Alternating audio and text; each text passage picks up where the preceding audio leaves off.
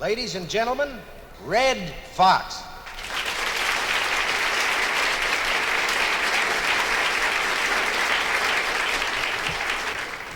Here's a guy came in a nightclub. It was a nightclub, it was a bar. He had about 14 or 20 drinks. He got half drunk.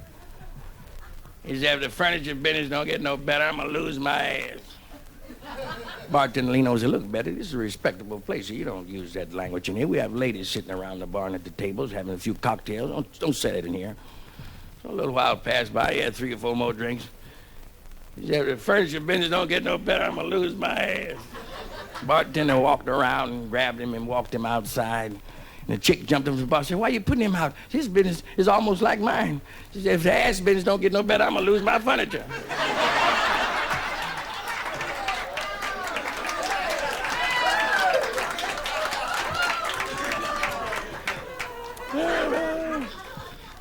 It's true. Well, I'm speaking about housewives. I hadn't even spoke about them, but I just bring it up. You know what I mean? Because that's what's next. No, but there was a housewife went down here, right off Crenshaw, and she went in and meet the, when they had the groceries in the supermarket, and she got 3 nice tomatoes. And she walked over to the butcher and said, that'll be 75 cents. She said, well, I'll go over here to the vegetable counter. She walked over there. She said, how much these tomatoes? The guy over there tell me 3 tomatoes cost 75 cents. Must be wrong, something wrong with his scale. He said, no, madam, they're 75 cents. She said, oh, hell, you got to be putting me on 75 cents for 3 tomatoes? She said, well, you know what you can do with them tomatoes. He said, I sure wish I could, but I can't. I got a 95-cent cucumber working.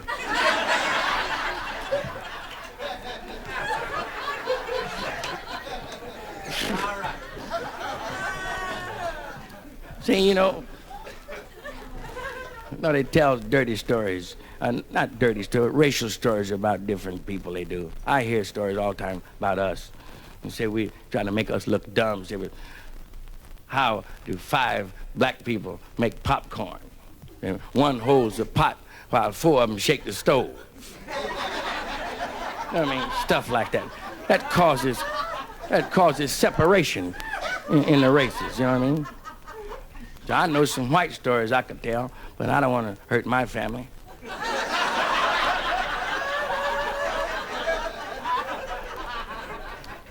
What do you mean? Huh, you don't know what I am. I'm some of this and some of that. You can see I ain't pure, but hell, it's better than being left on a picnic in a Kleenex.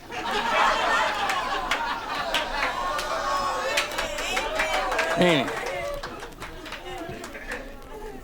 Or in a drive-in movie in a popcorn napkin. What a way to die, drowned in butter. See, let me. See, here's a guy who worked in the office building. He came out the restroom. He had a key. Most of them don't have no key. He had the key, and he walked back into his office, and his secretary said, your front door is open. He looked all around. Hell, he didn't know what she's talking about. Your front door is open. So he backed up, and she said, your front door is open. So he said, oh. He said, when you saw it, did you see that West Pointer standing there at attention? She said, hell no, I saw a disabled veteran sitting on 2 duffel bags.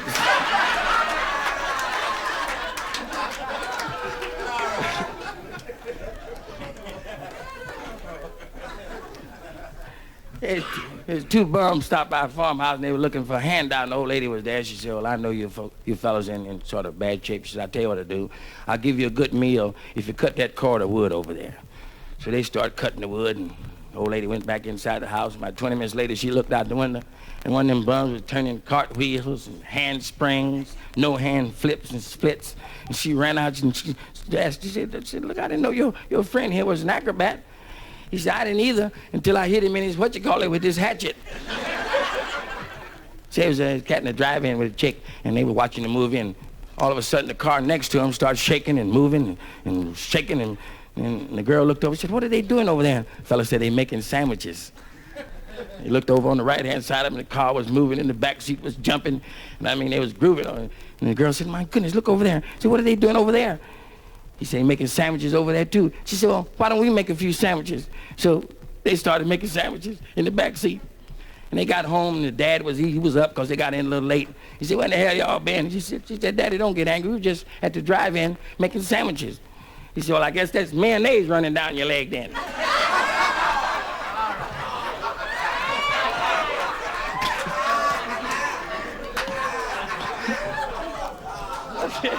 Don't look at me. Somebody got to tell him. Here's how I want to say this. If mini skirts don't do nothing else, they sure giving some chicks a good errand.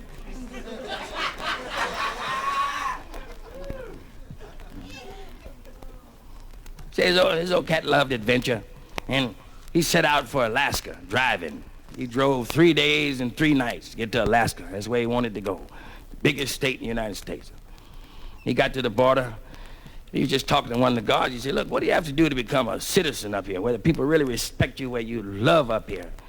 This guy said, well, the first thing you got to do is drink a gallon of 151 proof rum, and don't bat your eye. This cat said, okay then. He said, where you get that from? He said, it's around here. He said, what's the second thing you got to do? He said, you got to kill a polar bear. And the third thing you got to do is make love to an Eskimo broad. First guy said, well, give me that liquor first. So he got that liquor and he got a whole gallon. He drank it down, didn't bat an eyelash. He was tore up and he left. Pretty soon he came back. He said, well, where can I get this polar bear? The fellow said, well, you go up here. It's a polar bear about a half a mile up this way, lives in a cave. Go on in there. That's where he is. So he went on up there to where the polar bear was, and he came back. His clothes were torn off of him. He had scratches. He was bleeding. His hair was matted. He said, damn, that was tough. He said, now, show me this Eskimo broad you want me to kill.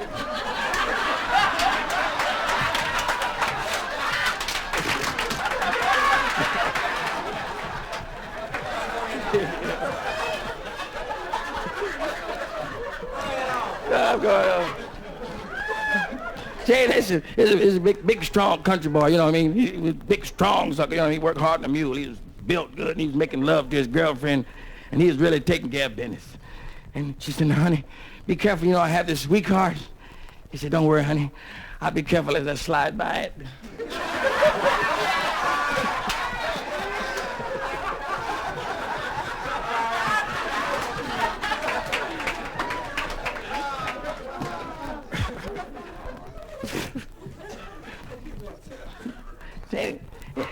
He's a drunk, you know, he just got in town. He asked his buddies, he said, look, where can I find one of them houses? You know, one of them houses, ill repute. And his buddy said, look, I'll write it now. Here's the number. He gave him the number. He said, now, you go there and everything will be groovy for you. This guy took the number, but somehow, in going to the place, he got the number backwards. He got in the wrong house. When he opened the door and walked in, this lady was bending over the stove cooking. He ran up behind her and threw on the ground and made love, passionate love to her. And the husband heard all this noise and ran upstairs. He heard all this noise and he whipped this kid over. He said, man, I don't know what the hell's wrong with you. You sure don't know how to run a whole house.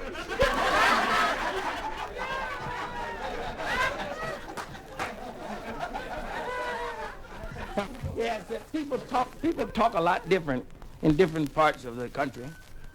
I was in Atlanta, Georgia just here recently. Now, I was there for 8 days, but here's some of the things that I picked up. Now, foe, F-O, that means less than 5. See, ho, H-O, that's a bad girl. And po, P-O, that's poverty-struck. Po. And so, that's like when you get your head whipped.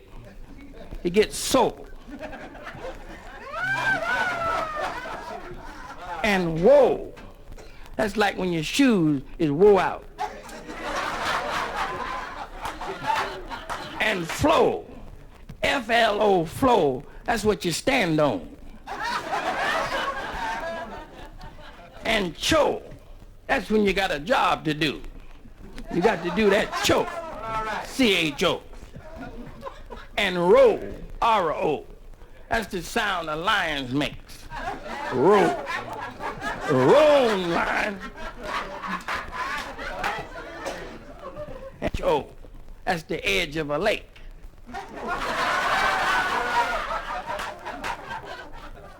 And smo, that's like another helping.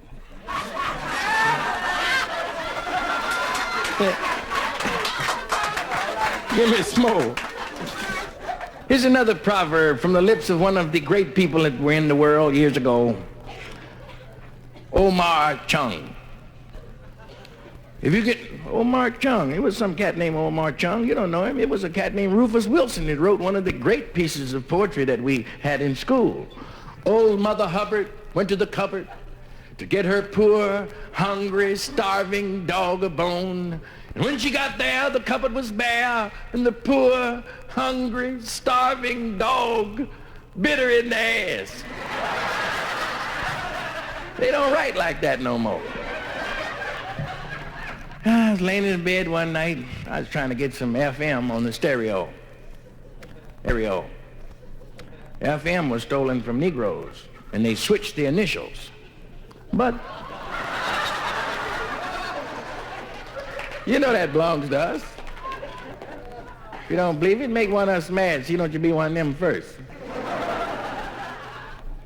Who's that laugh like that?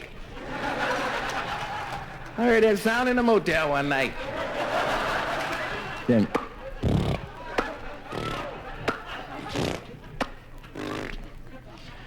he was a guy out to the cemetery, white fella, and he was watching this Chinese guy putting a whole lot of food on his friend's grave. So the white fella looked at the Chinese guy and said, when do you expect your friend to come up and eat all that food? The Chinese fella said, same time your friend come up and smell them flowers. Don't underestimate the people. And friends, with all the Chinese in the world, 800 million of them, you better try egg foo young in the morning. Just try to get, just in case. No kidding, they can build a human bridge over here. And they don't care about dying like a lot of y'all do. Everybody wants to go to heaven, but nobody wants to die. Isn't that dumb? Old lady told me, you ought to be ashamed talking about the handicap. You're not going to heaven. I said, you want to go back? Walk out there in front of one of them big trucks. You'll be there for 6:30 in the morning. I ain't ready to go nowhere myself. I do like all the rest of old folks. Wait till you get old and get ready to give it up. And then straighten up. Suck a party till they get 90 years old and he says, oh, Lord, why you do that? Up your old bucket, you mother. Here's a story. I know you're not going to laugh at it, but I'm going to tell it anyhow. I don't give a damn. There's a millionaire I went to the movie because there was a good picture playing, so the place was crowded. And he just did make it inside, so he walked over to one of the ushers. He said, listen, if you can get me up front. He said, you know me. He's a big name millionaire. He said, you know me, and I know you. He said, well, if you get me a seat up front, I'll give you a substantial tip. So the guy maneuvered and he went down front and checked and finally came back, got the millionaire and brought him down to a nice front seat.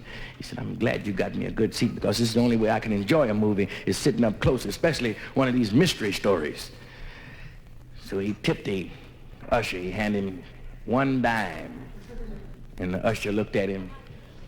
And he leaned down and whispered in the millionaire's ear, the butler did it.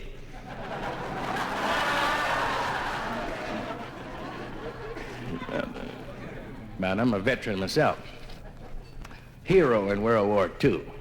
I didn't want to mention it, but I was a hero. The examination is worse than the fighting. No kidding, the doctor walked over to me and leaned down. I thought he dropped his pen, but he didn't. He grabbed me. Know what I mean, fellas? He grabbed me and said, cough. I said, cough? I can't even breathe. He had a grip like Willie Mays and Mickey Mantle. In fact, I think he was a ball player.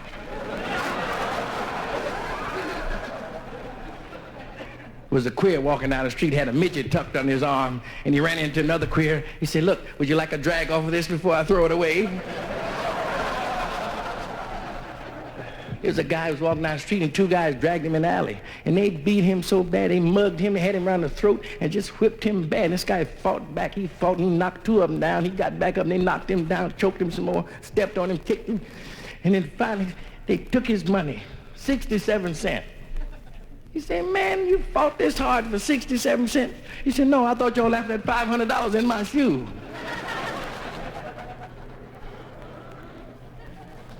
Guy went to a party New Year's Eve, and he got drunk. He put the lampshade on his head. He blew the whistle. He dumped food in people's laps, spilled drinks. And the next morning, he asked his wife, he said, did I make a fool out of myself, dear? She said, did you make a fool out of yourself? She said, You cussed your boss out. He said, "I'll screw him." She said, "I did. You go back to work Monday." Kid ran in the house and said, "Mother, I'm 14 now and I want a brassiere." His mother said, "Shut up, Ralph." I saw her snatch her suitcase from the closet. I held her but a moment in the rain. I kissed her as she started for the depot to see her brother jack off the train.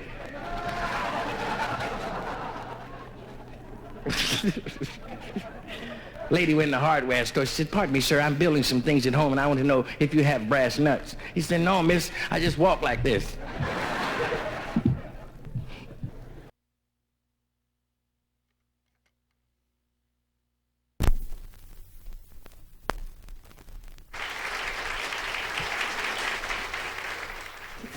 Real heartwarming round of applause. That's right. We don't know tonight is one of the highlights of your life.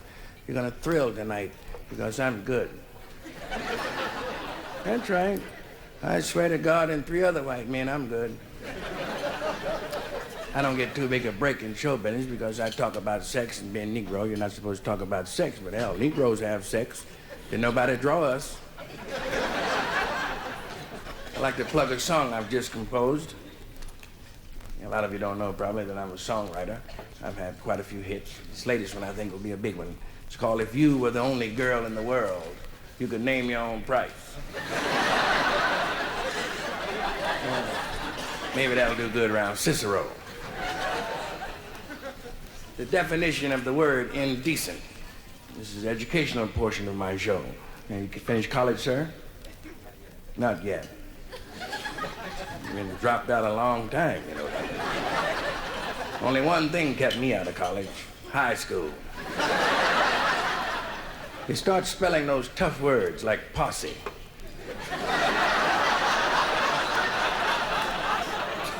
I missed it, but I was close. The definition of indecent: when it's in long and it's in hard and it's in deep, then it's indecent.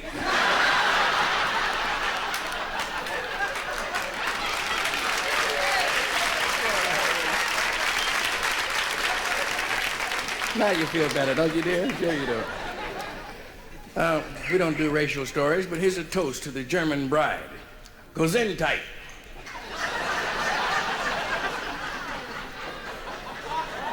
I have some other stuff, Japanese, Puerto Rican, Filipino coming up.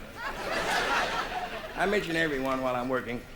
It seems that the Lord was making, when he was making the world, he called man aside and he said, "Look, I'm gonna give you 20 years of sex life." And man was horrified because he didn't think that was enough. He said, but the Creator, he didn't budge. Then he called on the monkey and gave the monkey 20 years. The monkey said, "I don't need 20 years. So man said, "Well, give me those other 10. The Lord said, "All right then." Then the Lord called on the lion, gave him 20 years. The lion said, "Well, I don't need 20, just give me 10. So man said, "Well, give me them other 10, Lord." The Lord said, "Well, okay then, you can have them." And then the Lord called on the donkey. Gave him 20 years like he gave the rest of them. Donkey said, "Well, just give me 10. That'll be sufficient for me, Lord. I couldn't stand no more than 10. So man said, "Well, give me them other 10. I'll take them." Man felt good. And this explains why that for 20 years, man has a normal sex life. Then he has 10 years of monkeying around, 10 years of lying about it, and 10 years of making an ass of himself.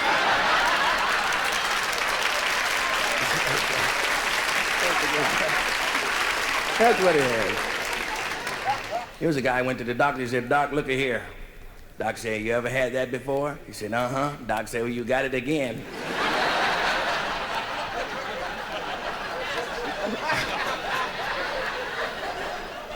Another guy went to the doctor and said, "Doc, take a look at this." Doc said, "My goodness, man, where'd you get something like that?" He said, "I stick it in beans." Doc said, "What kind of beans?" He said, "Human beans." Teenagers have a new game. It's called Button, Button. Here comes my father.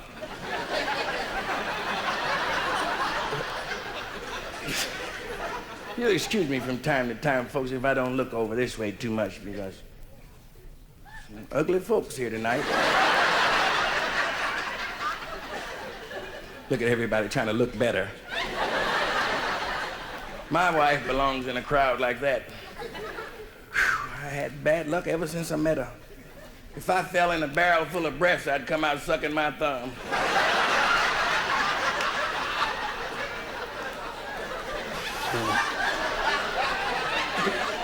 That's pretty good, wasn't it? I was married in Texas. My wife was from Texas. Her brother, a great big fella, always bragged about how great Texas was. He died not about 2 years ago. He was 6'9", weighed 347 pounds.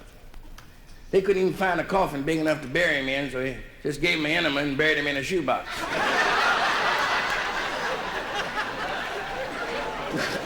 That's it, darling. You just laugh right out.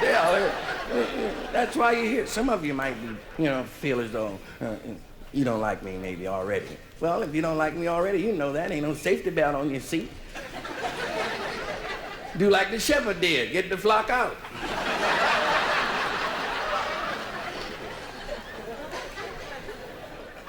This is going to be fun.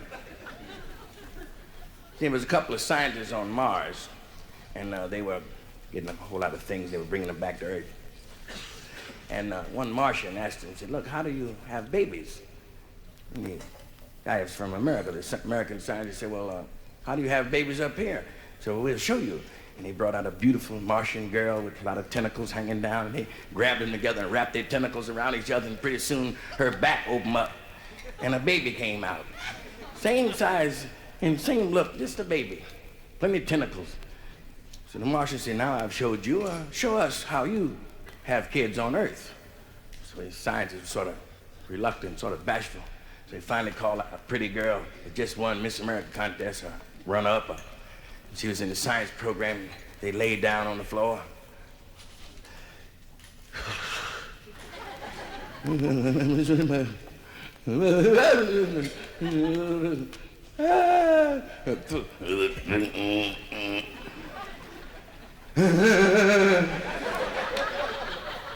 he got up and freshened up, and Martian said, my goodness, where's the baby?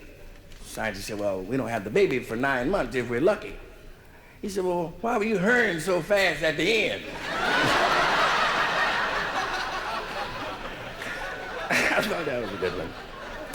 And one of those new rocket ships, the whole 300 or 400 people, you know what I mean? It was like a plane, rocket plane, and had 300 or 400 people aboard. It was the first test flight, and they were going, took off from the runway, eased into the wild blue yonder. Everybody settled down. Automatic intercom turned on and said, you're now aboard one of our first automatic plane flights from San Francisco to Rome. This is a magnificent plane. You just noticed we eased off the runway. And ladies and gentlemen, there's no crew on this ship, but there's nothing to worry about. We're flying at 3,000 feet, and we're climbing. Everything has been tested, and there's no chance of anything going wrong. Going wrong. Going wrong. Going wrong.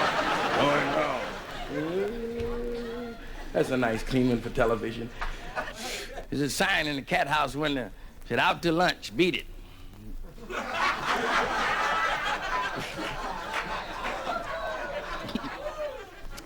Don't you like them little quickies? Then you had to fool around, you know what I mean?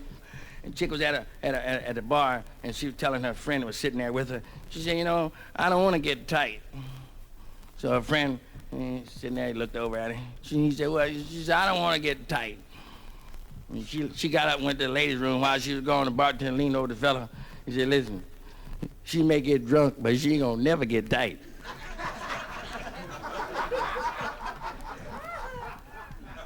In life.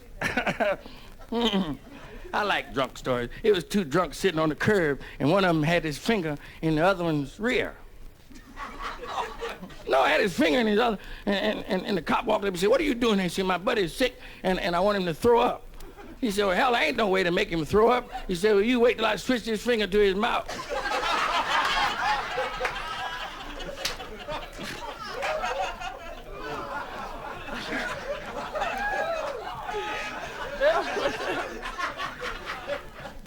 That's right. The father received a letter from his son's college. He had sent his kid away to school to make nice money, And the president of the college had asked the father to please come so he could talk to him about his son's behavior. When the father arrived at school about 3 or 4 days later, the president said, I have bad news and good news. He said, the bad news is after being here 2 years, we've discovered that your son is a homosexual.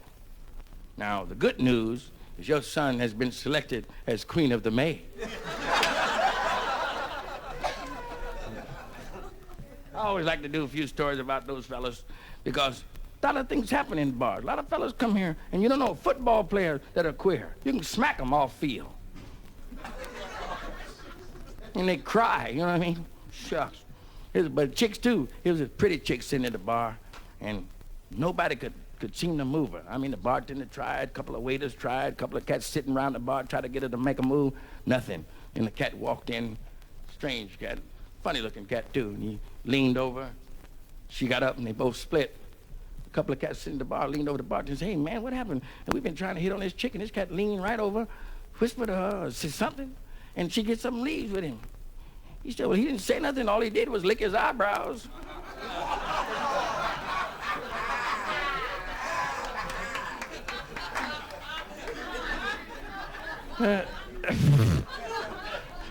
Did you hear me, dear? All he did was lick his eyebrows. Where you from? Holy Mary of Trinity? Sit there and look like I killed Lincoln or somebody. I wish he could have made it, personally, and we wouldn't be going through all this stuff. Damn it. If Lincoln's wife had not bugged him, he told her on his deathbed, God damn it, I told you I didn't want to see that show.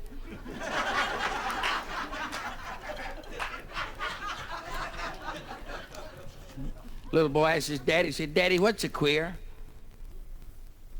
Daddy ignored him. He said, Daddy, what's a queer? Daddy said, shut up and unhook my bra.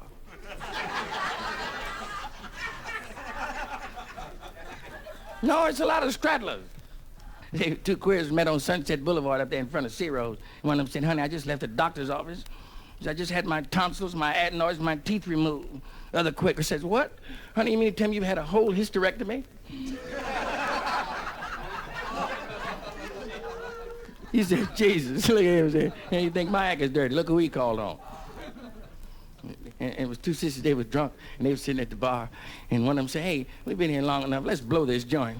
The other one said, okay, you take the women. And these are just short cuties now. You have to get chopped. You catching any there? We'll drink another toast. What's the difference between a goldfish and a mountain goat? A goldfish like to muck around the fountain. All right. I said, okay then. And the doctor was giving this girl a checkup, and he was feeling her all over and everything, looking for lumps, you know what I mean, some signs of cancer, and he had he was squeezing her, and then he started probing, and he said, I think I'm gonna need a sample of urine. She said, if you keep doing what you're doing, I'm gonna need a sample of urine.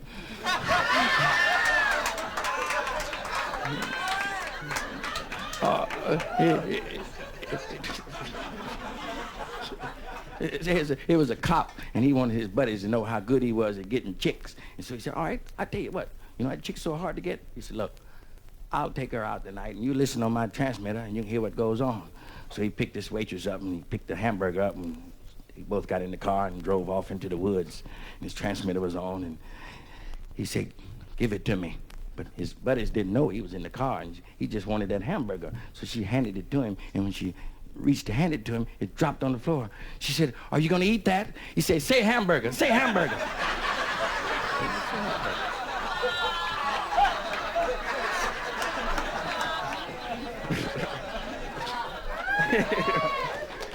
Hey, listen. Oh, let me tell this. Here's a guy had a wooden eye. This guy had a wooden eye. He could never keep a girlfriend because invariably, when they'd have any kind of disagreement, they'd make reference to his wooden eye, and they'd fall out. You know what I mean? Finally, He met a girl whose mouth was cut different than most folks. Instead of going across like this, her mouth was cut straight up and down from the nose to the chin, you know, right straight down the center. And they fell in love because with obvious flaws, they just fell in love.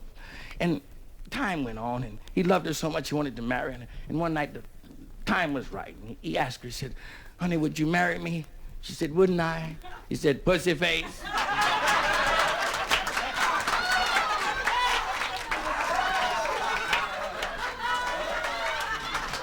Man,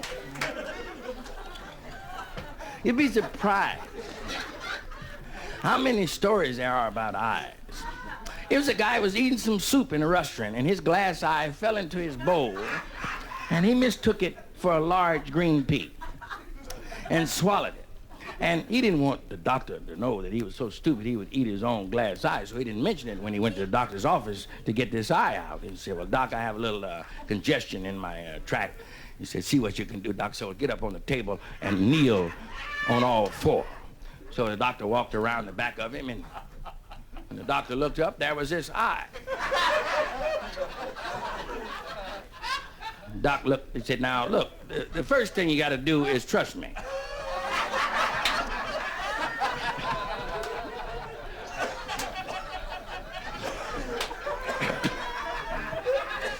It's another eye story. It's a guy walked in the bar, tried to buy some liquor, and the bartender said, you can't drink in here, you're drunk. He said, what do you mean I'm drunk? If I'm drunk, how could I see that one-eyed cat coming in the door? Bartender said, that cat's leaving.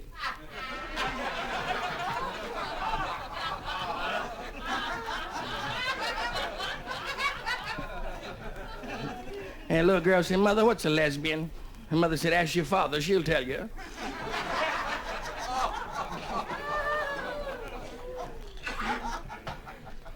There's a guy, a lifeguard in one of those expensive hotels, and he asked one of the male guests to be nice enough not to wet in the pool. You know what I mean? Just be a nice guy. I said, man, you know yourself. Everybody in here wets in the pool. He said, from the diving board.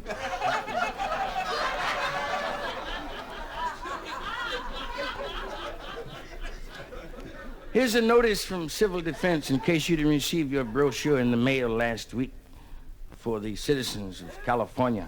In case of a nuclear attack, you crawl under a heavy desk, draw your knees up to your ears, bend your head between your legs, take a deep breath and kiss your ass goodbye.